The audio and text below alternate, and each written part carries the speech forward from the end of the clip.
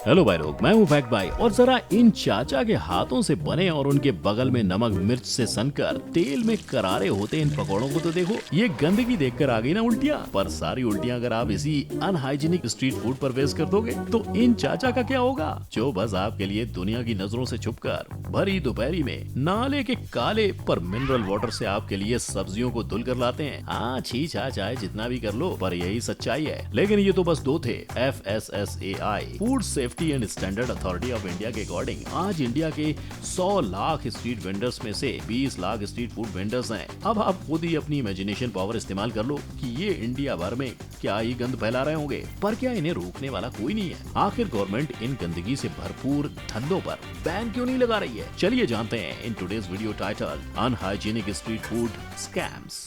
तो वीडियो की शुरुआत इसी बात से करते हैं, जब institute of hotel management Pusa वालों ने दिल्ली के पॉपुलर स्ट्रीट फूड जॉइंट्स का जायजा लिया और उनके फूड की टेस्टिंग की। तो भैया, इन लोगों को गोलगप्पे में खट्टी मीठी चटनी और मोमोज में मीट जैसे बाकी पदार्थों के साथ फेकल मैटर्स के ट्रेसेस भी मिल गए, यानी कि पोटी के। और भाई, ये तो होना ही था, क्योंकि पब्लिक हेल्थ एसोसिएशन 2014 वाले एक डेटा से पता चला था कि जहां 53% इंडियंस अपना कार्यक्रम पूरा करने के बाद हाथ नहीं धोते, वहीं 38% खाने के पहले और 30% बनाने के पहले नहीं धोते। तो सारा गंदगी कहाँ जाएगा? खाने में ही ना। और अगर गलती से ऐसा हो तो कोई क्या कर सकता है? पर यहाँ तो लोग जानबूझकर ऐसी घिनौनी गलतियाँ कर रहे हैं कि ना तुमसे देखा जाएगा और ना ही आगे आने वाली चीजें देखकर उन्हें खाया जाएगा। जैसे ये देखो, ये सोमड़ी में चाचा ने अपने कपड़ों के पीछे से अपने आप को हल्का करके चुपके से मग निकाला और ये मग का पानी अपनी खट्टी मीठी पानी पूरी की बाल्टी में डालकर ऐसे खड़े हो गए जैसे इन्होंने कभी कुछ किया ही नहीं।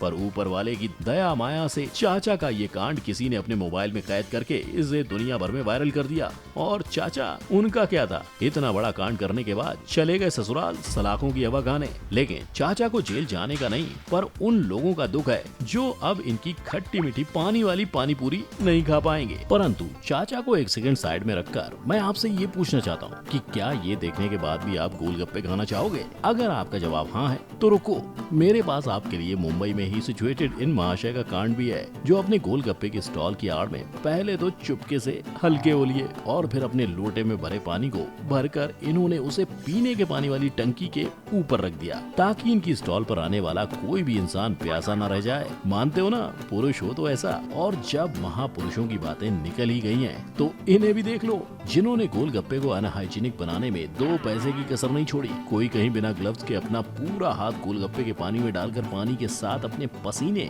और कीटाणु घोल रहा है, तो कोई गंदगी से भरे डब्बों को पानी में डुबा रहा है। और इस इंसान ने तो हद ही कर दी, जो अपने हाथों की सफाई आगे पीछे हर जगह पर किए जा रहा है। ये देखने के बाद तो बस यही दुआ है कि इन गोलगप्पे वालों से गोलगप्पे खा चुके लोगों को भगवान शांति दे। खैर, अगर ये सब देखकर आपको ऐसा लगता है कि बस गोलगप्पे वालों ने ही गंद मचा रखी है, तो मैं बता दूं, बड़ा पाव से लेकर छोले भटूरे, लिट्टी चोखे से लेकर डोसे और ढोकले से लेकर घुगनी, सबका यही हाल है। तभी तो 2007 स्टैंडिंग कमेटी ऑफ एग्रीकल्चर की रिपोर्ट के मुताबिक इंडिया के स्ट्रीट फूड में हाइजीन और सेफ्टी दोनों ही मैंडेटरी इंग्रेडिएंट्स नहीं पाए गए थे। और अगर कोलकाता और उसके आसपास के एरिया की बात करें तो वहां 85% ऑफ कंटेमिनेशन पाया गया था, जिसके चलते 2007 में ही ministry of food processing industries एक पायलट प्रोजेक्ट के साथ आने की तैयारी में थी, जिसके थ्रू गवर्नमेंट स्ट्रीट फूड को हाइजीनिक और साफ बनाने की कोशिश करने वाली थी। लेकिन स्ट्रीट फूड का हाल आज भी वही है। लोग नाले के पानी में सब्जियां धोते हैं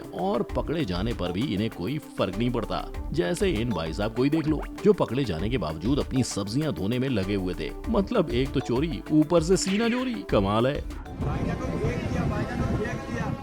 और ऐसा करने की हिम्मत इन स्ट्रीट फूड वेंडर्स में और कहीं से नहीं, पर गवर्नमेंट के नेग्लिजेंस और करप्शन से आती है, क्योंकि गवर्नमेंट इन पर लगाई गई पाबंदियों को स्ट्रिक्टली फॉलो नहीं करती और इसी का फायदा उठाकर करप्ट ऑफिसर्स वेंडर से पैसे खाकर उन्हें इस तरह बाजार में बीमारियों की दुकान लगाने का मौका दे देते हैं। तो चलिए बढ़ते हैं ऑन टू द नेक्स्ट बीमारी की दुकान। आई नो, आप यही सोच रहे होंगे कि अब मैं आपको बताऊंगा और आप अपने किस फेवरेट फूड को रेस्ट इन पीस कहोगे, है ना?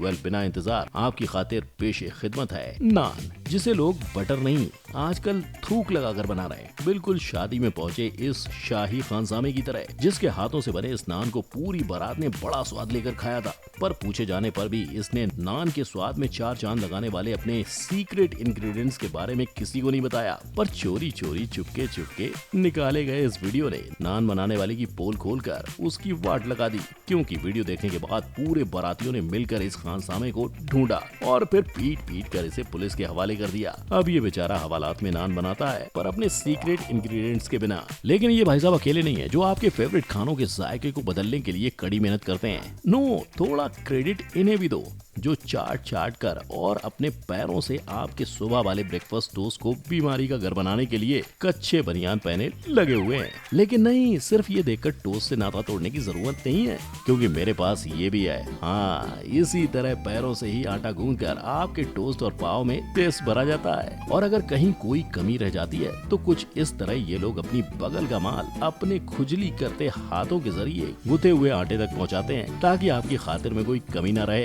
अब जब भी आपका टोस्ट और पाव खाने का मन करे तो इन मेहनती लोगों को जरूर याद करना। और ये तो आपको याद ही होगा,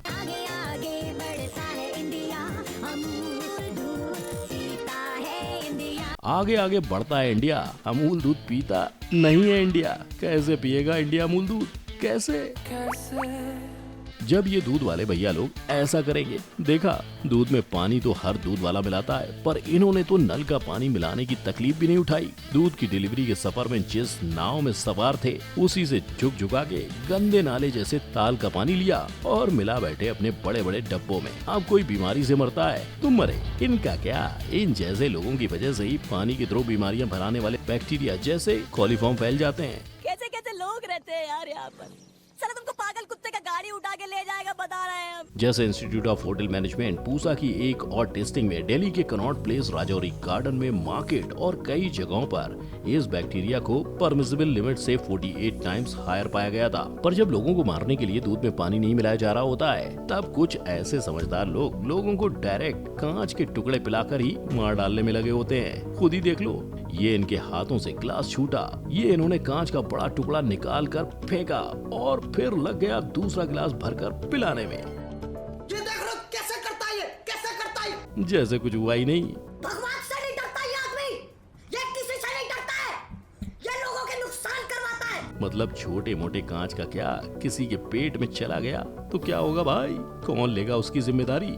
ऑफ कोर्स कोई नहीं। तो ऐसी सिचुएशन में हमारी गवर्नमेंट हाथ पर हाथ धरे क्यों बैठी है? आखिर क्यों इन हाइजीनिक स्ट्रीट फूड वेंडर्स पर बैन नहीं लगाया जा रहा है? वेल अफसोस, बट गवर्नमेंट के हाथ कुछ वैलिड रीजंस की वजह से बंधे हुए हैं। रीजन नंबर 1, जो लो इनकम ग्रुप और गरीब लोग रेस्टोरेंट की हाई प्राइस अफोर्ड नहीं कर सकते, वो यहाँ 2 वक्त का खाना खाकर अपना दिन गुजारते हैं। रीजन नंबर 2, स्ट्रीट वेंडर्स खुद के लिए खुद ही एम्प्लॉयमेंट अपॉर्चुनिटी जनरेट कर रहे हैं। इफ नॉट फॉर दिस, आप इमेजिन कर सकते हो कि कितने लाख लोग बेरोजगार हो जाएंगे। Reason number 3, street food vendors पर बैन लगाने या फिर स्ट्रीट फूड को रास्ते से हटा देने से हो सकता है कि इंडिया के बहुत से कल्चरल फूड को हम खो दें, क्योंकि आजकल हर रीजन में होटेलियर्स कल्चरल फूड नहीं पर डिमांड में ज्यादा चलने वाले फूड को सर्व करना पसंद करते हैं। रीजन नंबर 4, अगर कल को होटेलियर्स ने स्ट्रीट फूड को अपने किचन में जगह दे भी दी तो भी हो सकता है मोनोपोली के चलते ये उन फूड की प्राइस को बढ़ा दें। ऐसे में गरीब लोग तो भूखे ही रह जाएंगे, है ना? पर अनहाइजीनिक फूड को खाकर बीमार होना भी कहाँ तक सही है? क्योंकि 2019 के एक आर्टिकल के मुताबिक दुनिया भर में 6000 लाख लोग कंटेमिनेटेड फूड खाकर बीमार पड़ रहे हैं और इससे हर साल 4,20,000 जितने लोगों की मौत भी होती है। इसीलिए बैन नहीं, पर गवर्नमेंट को कुछ बेसिक स्टेप्स उठाने की जरूरत है, जैसे ग्लव्स और हेयर कैप्स को हर फूड वेंडर के लिए कंपलसरी करना, इन स्ट्रीट फूड वेंडर्स का टाइमली और कभी कभी अचानक हाइजीन चेक करना, ताकि पता चल सके कि लोग इन रूल्स को फॉलो कर भी रहे हैं या नहीं। इसके साथ ही वेंडर्स के लिए गवर्नमेंट अथॉरिटीज से लाइसेंस लेना कंपलसरी कर देना चाहिए और रूल्स ब्रेक करने पर कड़ी पनिशमेंट भी होनी चाहिए। वहीं वेंडर्स और लोगों को हाइजीन की वैल्यू समझाने और लापरवाही करने से होने वाले नुकसान के बारे में बताने के लिए गवर्नमेंट अवेयरनेस प्रोग्राम चला सकती है, उन्हें हाइजीन प्रैक्टिस की ट्रेनिंग दे सकती है। दूसरी तरफ लोग खुद भी आगे आकर अनहाइजीनिक वेंडर से परचेज करना बंद कर सकते हैं, ताकि डिमांड न होने पर वो हाइजीनिक नियमित प्रैक्टिस करें। आपको क्या लगता है, क्या आपके पास भी ऐसी प्रैक्टिस है जिन्हें फॉलो करके स्ट्रीट फूड के स्कैम्स और वहाँ फैली गंदगी पर रोक लगाई जा सकती है? इफ यस, देन अपनी राय मुझे नीचे कमेंट सेक्शन में जरूर दे सकते हैं। और अगर आपको आज की वीडियो पसंद आई हो तो इसे लाइक, शेयर और चैनल को सब्सक्राइब करने से बिल्कुल मत हिचकिचाना। जैसे इस वीडियो के बाद आप वीडियो में दिखाई चीजों को खाने से हिचकिचाने वाले हो। हम फिर मिलेंगे एक नए वीडियो के साथ, तब तक के लिए जय हिंद।